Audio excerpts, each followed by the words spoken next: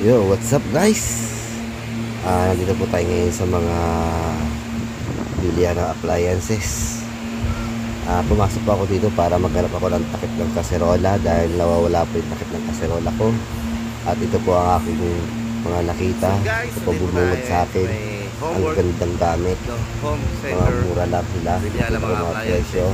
Abot kaya lang price. Makikita to ito sa Malanday. Nag-ikot-ikot ako dito para tumingin ng bibilin ko. Bibili kasi ako ng takip ng kaserola kasi nawawala yung takip ng kaserola ko. Kaya dito ako pumasok ngayon. Kaya nga nilibot ko po ito, nag-video ako para i-share sa inyo. Dito pala magandang bilihan ng mga gamit. Magandang speaker, TV, mga ganyan, smart TV. Ayan o, guwapo pa yung mga nagpapindero. Ayun yung nakita ko yung rice cooker, kaya lang hindi wala daw. Pero washing machine with dryer na yan, mat, automatic. Salang nyo lang po yung labahan nyo. Paglag dyan, sampay na lang. Kaya ang presyo nyo naman, kaya. Yung Bluetooth speaker, yan o, yung trip ko.